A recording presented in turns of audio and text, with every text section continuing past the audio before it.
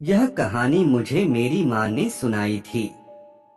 मेरी माँ एक छोटे से शहर से संबंध रखती हैं और ऐसा माना जाता है कि उस गांव में कुछ बुरी शक्तियां भी वास करती हैं।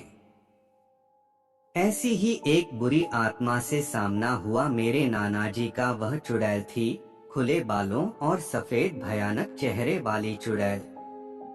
मरने के बाद भी जिंदा है वो। ठंड का समय था, शहर में घना कोहरा छाया हुआ था। मेरे नाना एक बड़े अधिकारी थे। रोज की तरह उस दिन जब मेरे नाना अपना काम खत्म कर दफ्तर से घर की ओर जाने लगे तो रास्ते में पड़ने वाले बाजार से वह कुछ सामान लेने के लिए रुके। उनके बाकी साथी आगे चले गए और वो पीछे छूट गए। मेरा पति मेरे बच्चों का बाप नहीं है। सामान लेते लेते उन्हें टाइम का पता ही नहीं चला और जब नाना जी ने अपनी घड़ी देखी तो टाइम देखकर उन्हें लगा कि आज घर पहुंचने में बहुत देर हो जाएगी। उन्होंने सोचा जंगल के रास्ते अगर जाऊं तो जल्दी पहुंच जाऊंगा, इसीलिए उन्होंने जंगल की ओर गाड़ी घुमा ली। काफी अंधेरा हो गया था। नाना जी तेज गति के साथ गाड़ी चला रहे थे, लेकिन उनकी गाड़ी के एक आगे एक औरत आ गई। उन्हें झटके से ब्रेक मारनी पड़ी। जो औरत गाड़ी के सामने आई थी वह तेज तेज रो रही थी। नाना जी को लगा कि वह जरूर किसी मजदूर की पत्नी होगी जो रास्ता भटक गई है। रास्ता सुनसान था, इसीलिए उन्होंने सोचा कि इस महिला की मदद की जाए। उन्होंने उस औरत से पूछा कि वह यहाँ अकेले क्या कर रही है। उसने कोई जवाब नहीं दिया और जोर जोर से रोने लगी। ऐसा लग रहा था मानो सारा जंगल उसकी आवाज से गूंज रहा हो। नाना जी ने पूछा कि उसका घर कहाँ है, तो भी वह कुछ ना बोली। उसके ऊपर आत्मा का पहरा था। नाना जी ने उसे बोला कि तुम मेरे साथ मेरे घर चलो, सुबह तुम्हें तुम्हारे घर छोड़ दूंगा।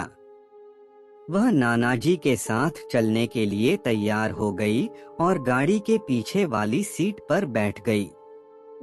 रीति रिवाज के कारण उसने अपने सिर पर घूंघट डाल रखा था, जिसकी वजह से उसका चेहरा छिपा हुआ था। गाड़ी पर सब नाना जी का इंतजार कर रहे थे। जैसे ही गाड़ी की आवाज आई सब भागकर इकट्ठा हो गए। फिर उसे हर रात वो चीख सुनाई देने लगी। जब उस महिला के बारे में घर में पूछा गया तो नाना जी ने सारी कहानी बताई। नाना जी ने कहा आज खाना यही बना देगी। लेकिन मेरी माँ को उस महिला पर शक हो गया। उन्हें लगा कि यह कोई चोर है जो घर का सामान चुराकर भाग जाएगी। माँ ने उसे रसोई में जाकर खाना बनाने को कहा। वह बिना कोई जवाब दिए वहां से चली गई। रसोई में से अजीब से आवाजें आ रही थीं, बस मरने के बाद हमें बचाने के लिए आई थी। रसोई में सारा सामान रखवाकर मेरी माँ ने उसे कहा कि सब भूखे हैं, इसीलिए जल्दी खाना बना दे। उसे रसोई में भेज तो दिया, लेकिन माँ का मन अभी भी शांत नहीं हुआ। 10 मिनट बाद माँ रसोई में पहुंची तो देखा अभी वह थैले में से मछलियाँ निकाल ही रही थी। यह देखकर माँ को गुस्सा आ गया। उन्होंने उसे बोला कि अभी तक तुमने खाना बनाना शुरू नहीं किया, कब बनेगा और कब हम खाएंगे। उस महिला का चेहरा अभी भी ढका हुआ था, इसीलिए किसी ने उसका चेहरा नहीं देखा था। माँ उसका चेहरा देखने की कोशिश करती रही, लेकिन उन्हें उसकी झलक भी दिखाई नहीं दी। माँ ने कहा कोई जरूरत हो तो बुला लेना, लेकिन फिर भी वह कुछ नहीं बोली। उन्हें लगा कि शायद अनजान लोगों से डर रही होगी। माँ रसोई से चली गई, लेकिन जब 10 मिनट बाद वह फिर वापस आई तो रसोई का दृश्य देखकर माँ डर गई। उनके पैर जैसे वहीं जम गए। उनके गले की आवाज नहीं निकल रही थी। कब्रिस्तान में लगी वो शर्त, उन्होंने देखा वह औरत रसोई के स्लेब पर बैठकर कच्ची मछलियां खा रही है। सारी रसोई में हड्डियां और मांस के टुकड़े बिखरे पड़े हैं। उसके सिर का घूंघट भी उतरा हुआ था। उसका चेहरा बेहद खौफनाक था।